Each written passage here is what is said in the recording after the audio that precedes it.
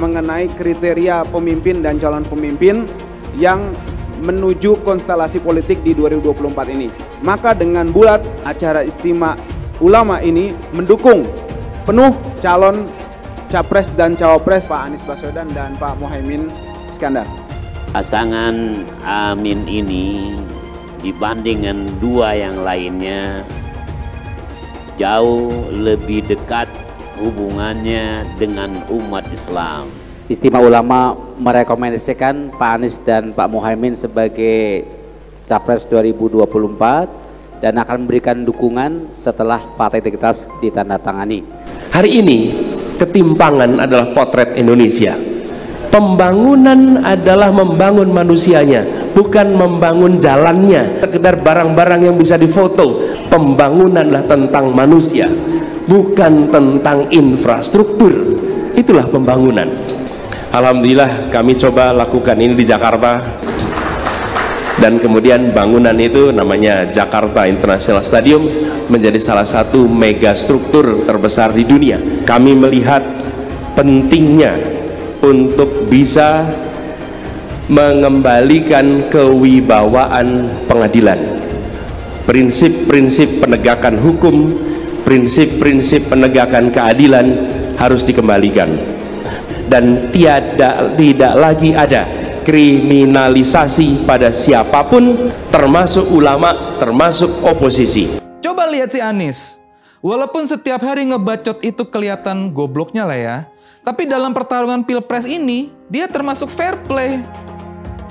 Kagak juga sih, kan dia sering pakai masjid sebagai tempat untuk kampanye yang seharusnya itu nggak boleh, terus juga sama nyolong start kampanye dari awal tahun 2023 malah.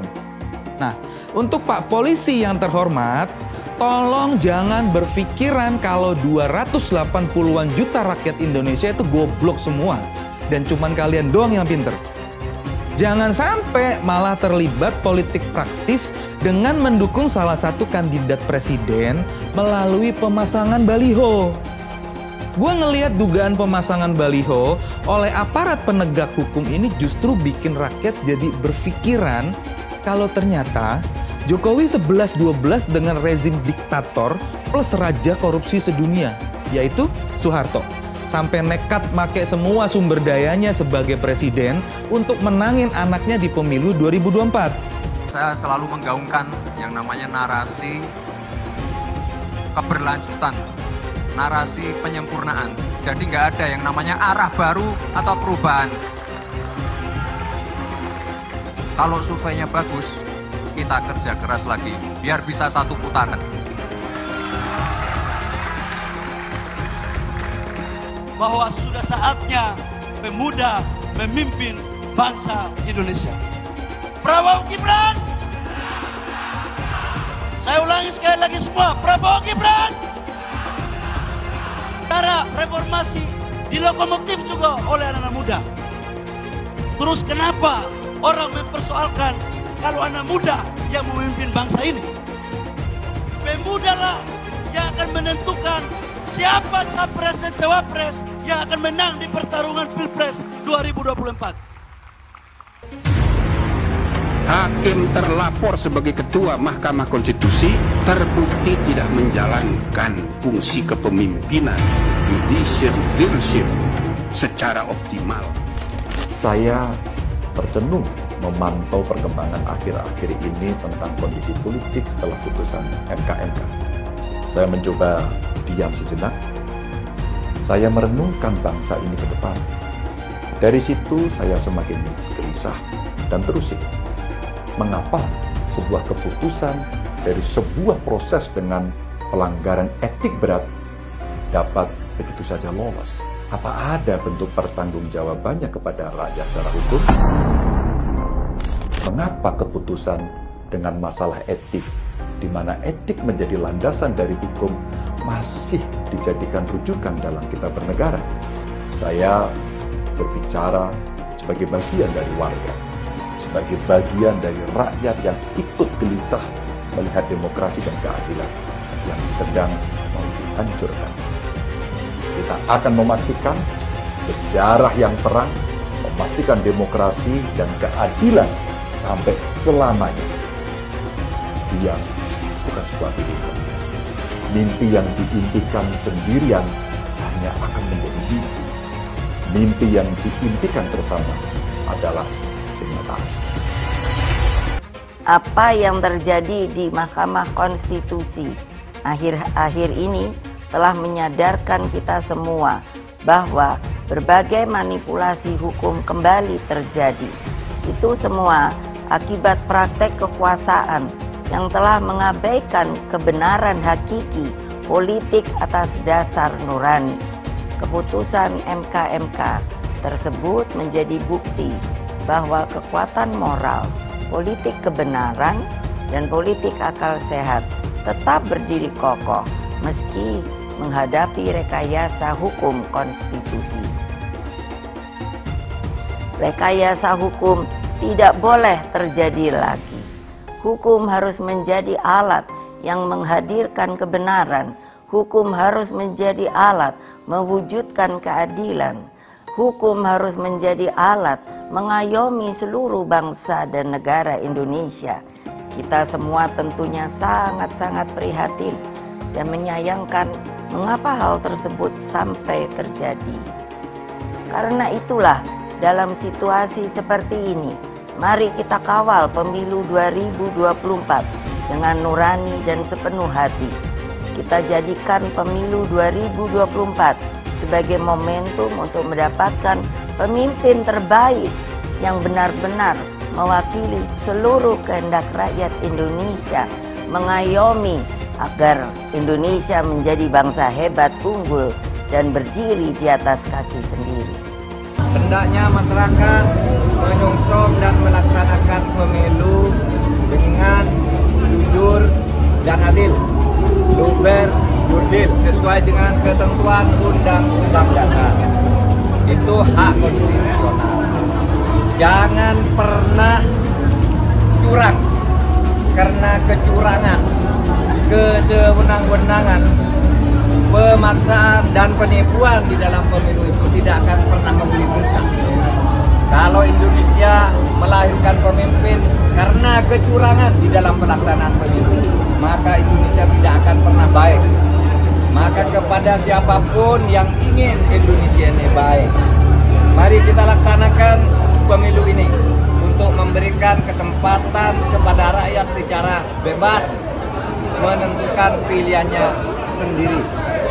Oleh sebab itu, siapapun yang melawan aspirasi rakyat, yang menekan-nekan rakyat dengan cara tidak fair, maka aspirasi masyarakat itu akan mencari jalannya sendiri untuk menuju kemenangannya. Ingat ini. Baliho Bapak dicopot, Pak. Pak, di center, Pak. Baliho Bapak dicopot sebelum kedatangan ini. Siapa yang nyapa? Satpol PP, Pak. Satpol PP. Coba nanti ditanyain ke Satpol PP kok dicopot kenapa? Gini Pak Presiden, kita supaya hiruk-pikuk ini berhenti, supaya people power yang saya khawatirkan nggak terjadi, mendingan Pak Presiden mundurin diri deh. Jadi enak gitu loh. Jadi kita juga nggak punya suudzon. Nah, bener nggak? Saya ini rakyat ya, kan jadi saya suudzon terus nih. Dia bantuin si Kaisang sampai kemana nih? Apa? Bantuin Gibran sampai kemana nih gitu kan? Jadi pertama, apakah Presiden ini cawe-cawenya sampai sekian jauh gitu loh? Saya nggak ngerti juga ya, karena walaupun itu hak beliau, tapi kenapa? Saya perlu tahu. Rakyat mesti tahu kenapa percepatan ini terjadi. Saran saya supaya tidak semakin kita terombang-ambing. Ya, ada dua tadi saya kasih pilihan ya, apakah ganti cawapres, katanya nggak mungkin, ya sudah, berarti yang paling mungkin adalah presiden mengundurkan diri. Kalau dibilang nggak ada aturannya, ya karena memang juga nggak ada pernah presiden ngajuin anaknya jadi cawapres saat dia menjabat kan. Nah, yang pasti kalau buat saya, dibandingkan misalnya Pak Gibran jadi maju gitu, Mas Gibran gitu ya, ya saya pilih Ganjar sama Mahfud lah, karena lebih teruji kan. Anda jadi wali kota baru 2 tahun, 3 tahun kan belum teruji juga. Ini urus negara loh, mau jadi presiden loh. Kalau Anda belum lengkap, belum pernah di legislatif, belum nasional ya maksudnya DPR, kan DPR belum ngerti nih pemerintahan seperti apa. Anda belum pernah di eksekutif yang tingkat provinsi, Anda nggak ngerti jadi presiden nanti. Ini bukan soal belajar coba-coba loh. Ini negara dipertaruhkan untuk 2045.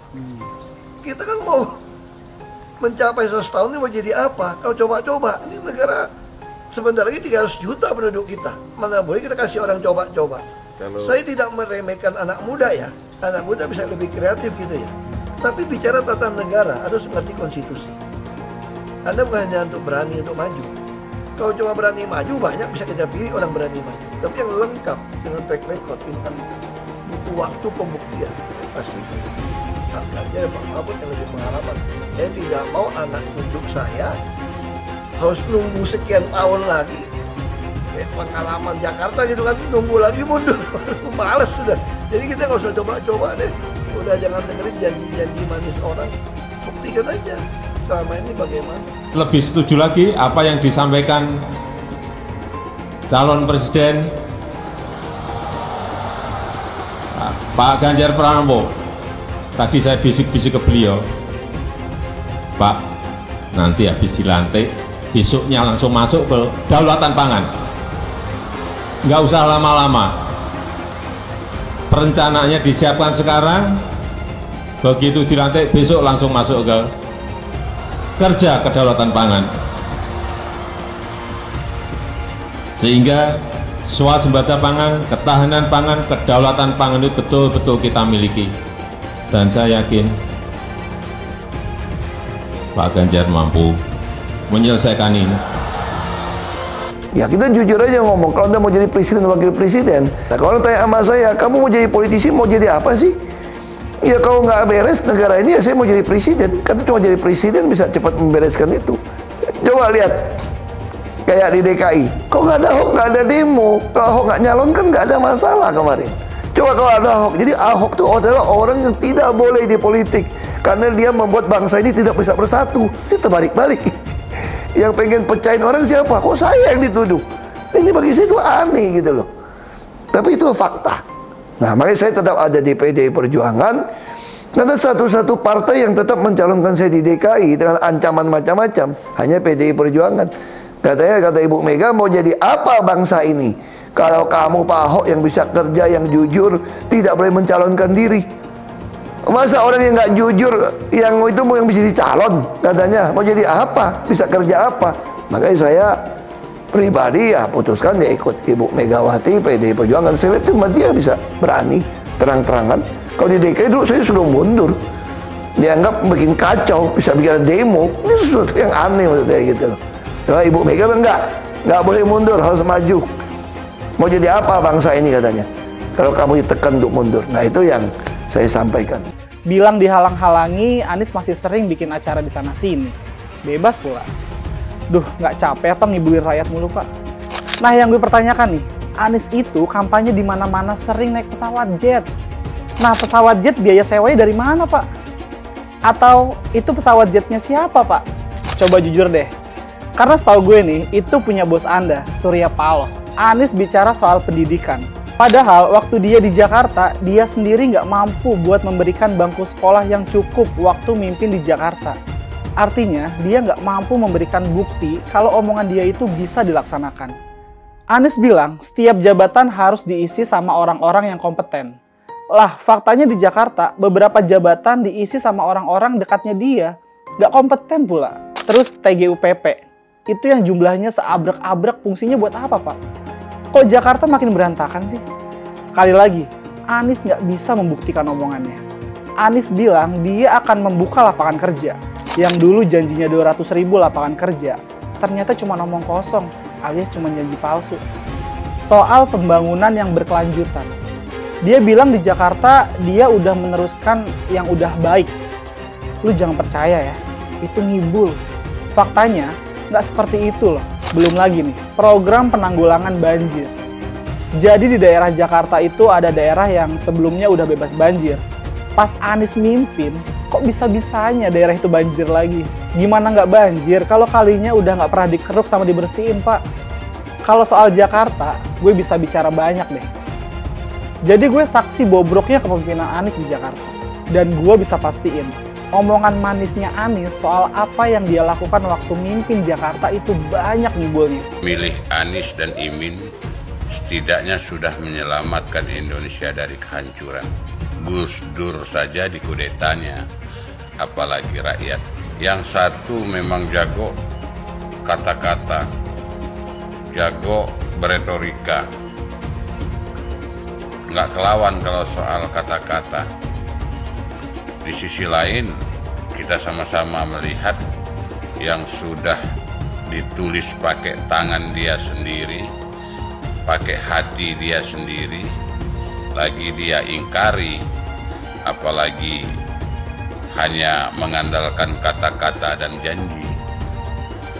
Pun demikian dengan janji Cak Ponimin. Gus Muhaimin memberikan program siapapun yang hamil yang ada di muka bumi Indonesia ini akan diberikan tunjangan selama hamil. Karena itu yang masih jomblo secepatnya nikah, hamil, dibiayai kehamilannya oleh Gus Muhaimin. Akan mendapatkan subsidi, akan mendapatkan tunjangan rata-rata 6 juta selama kehamilan. Gus Muhaimin dan PKB menang. Semua yang punya sepeda motor, BBM-nya kita subsidi gratis tanpa biaya. Siapa yang di sini punya sepeda motor? Tahun 2024 PKB menang, Gus Muhaimin presiden, disubsidi serendah-rendahnya harga subsidi BBM. Kalau PKB sekarang bukan PKB Gus Dur, ini PKB Caimin. Jadi beda, PKB-nya sudah beda. Jadi nggak bisa lagi menurut saya, memang masih tetap jualan nama Gus Dur, itu ada larangannya jelas sekali. Tapi ya namanya orang masih mencuri-curi, kebiasaan kayaknya mencuri-curi. Mencuri partai, sekarang mencuri gambar. Gus Dur pendiri partai, orang yang dikatakan oleh Caimin sebagai guru politiknya, malah dikudeta, apalagi rakyat. Susah kan mau milih pemimpin seperti itu nanti? Pak Prabowo hari ini adalah calon presiden dari Partai Gerindra. Saya sampaikan berkali-kali bahwa saya tidak ingin menjegal, saya tidak mau menjadi orang yang dibawa untuk berhadapan dengan Pak Prabowo dan menghentikan Pak Prabowo. Saya tidak mau. Dan saya katakan itu kepada siapapun yang datang kepada saya untuk berbicara tentang calon presiden. Yang nanti anak saya dan anak-anak saya akan ingat itu. Nah, saya tidak mau mengkhianati, menikam pada orang yang dulu sudah bekerja, membantu, dan berjuang bersama. Bapak Politik Identitas Indonesia Anies Baswedan, Bapak Intoleransi Indonesia Anies Baswedan, jangan lupakan, jangan terlena, jangan sampai dia pecahkan kita dengan dagangan ayat dan mayatnya. Air itu turun dari langit, turunnya ke atap rumah langsung sumur bor, bukan ke sungai dan ke laut. Saya mensyukuri kenapa kalah, kenapa ditahan. Saya bersyukur atas itu semua. Saya coba bayangkan ya, kalau seandainya waktu itu kita menang gitu ya, hari ini belum tentu kita bisa nikmati seperti ini. Kita bersyukur 5 tahun Tuhan izinkan kasih ke orang yang pintar ngomong untuk kerja. Coba kalau kita bayangkan gitu ya, kalau kemarin saya masih jadi gubernur, ini saya udah turun ini. Tapi yang pintar ngomong itu dikira orang hebat kan? Ini lebih berbahaya tahun 2024, langsung ketahuan karakternya. Langsung ketahuan itu. Di saya juga ada kutipan Pak di kamar saya Pak. Tulisannya, Jakarta telah mengambil keputusan yang fatal. Jangan hanya konsentrasi pada pembangunan benda-benda mati yang indah difoto dan bisa ditunjukkan dalam 5 tahun hasilnya. Kalau kita mau menilai sebuah janji, maka lihat janjinya atau lihat kenyataannya. Dulu janjinya apa ya? Dan ini aneh, betul-betul aneh. Ini bukan kampanye, tapi saya sampaikan di sini. Di satu sisi menyiapkan jalur-jalur air untuk dikirim ke laut, di sisi lain di lautnya dipasang dengan pulau reklamasi. Tinggal tunggu waktu jadi rob, air balik. Dan ini melawan sunatullah. Kenapa? Air itu turun dari langit ke bumi, bukan ke laut. Harusnya dimasukkan ke dalam bumi, masukkan tanah. Di seluruh dunia air jatuh itu dimasukkan ke tanah.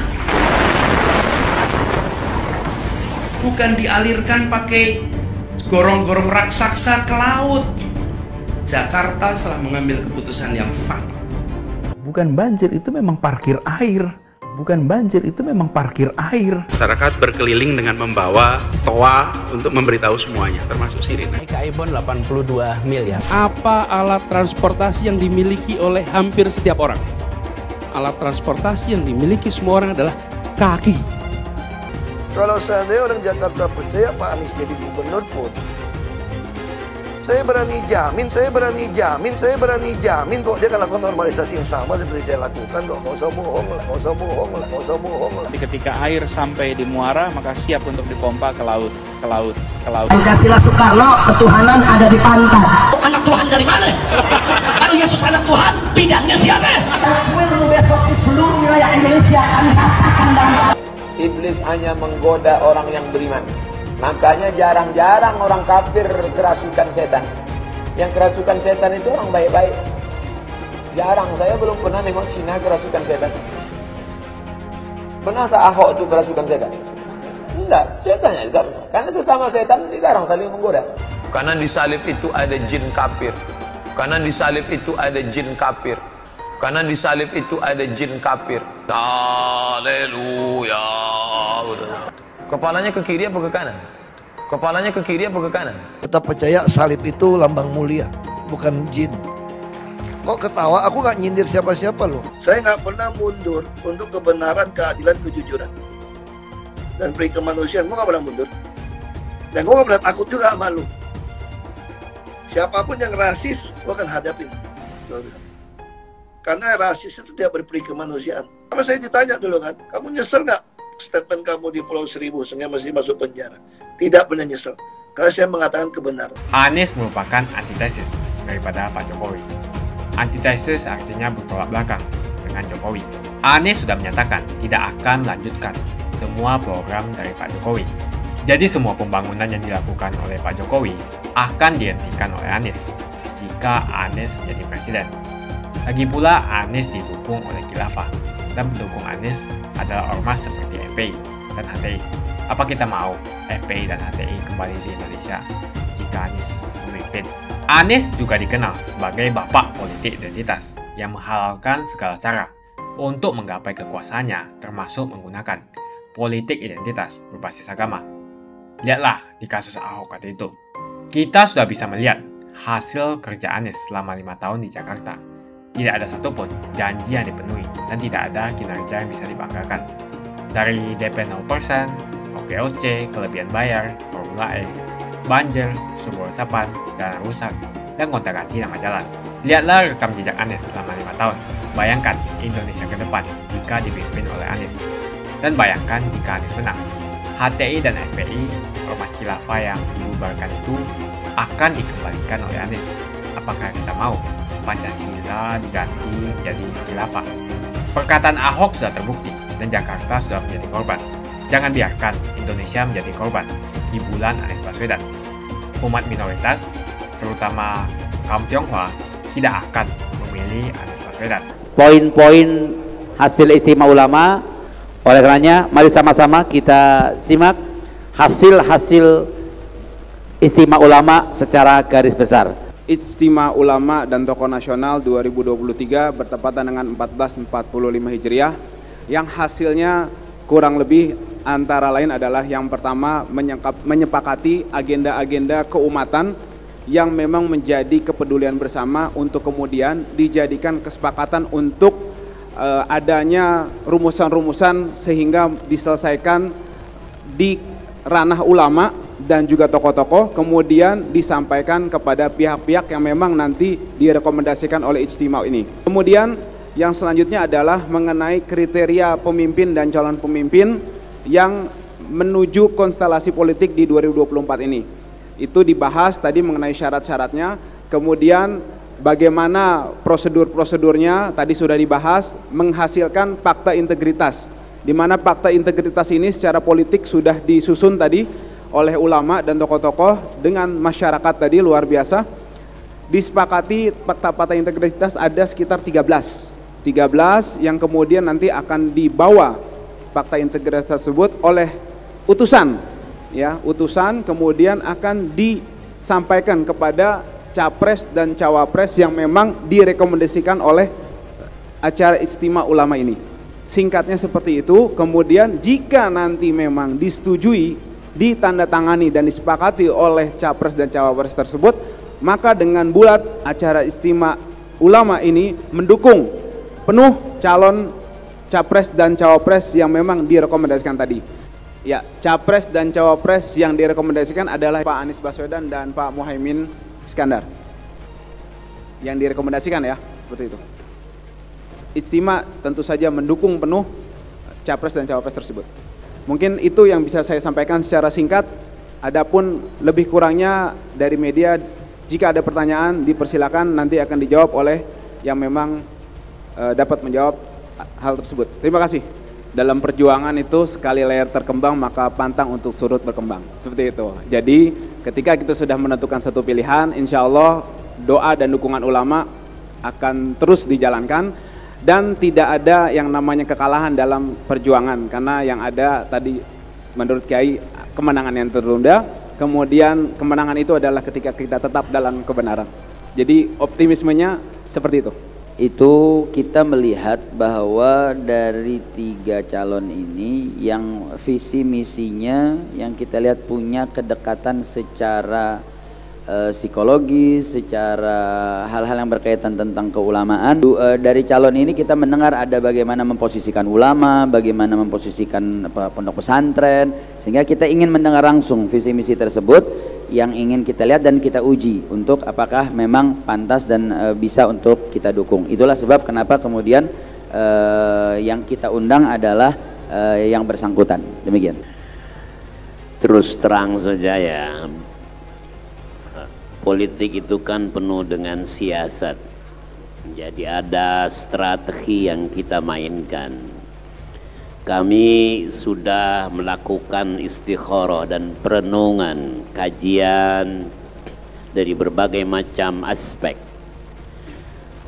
Kita butuh pemimpin yang energi, pemimpin yang berpengalaman, pemimpin yang sudah punya track record yang baik dan dirasakan oleh masyarakat, walaupun itu di ibu kota untuk sementara waktu, tapi ibu kota itu adalah barometer dari sebuah kegiatan politik nasional di negara manapun juga.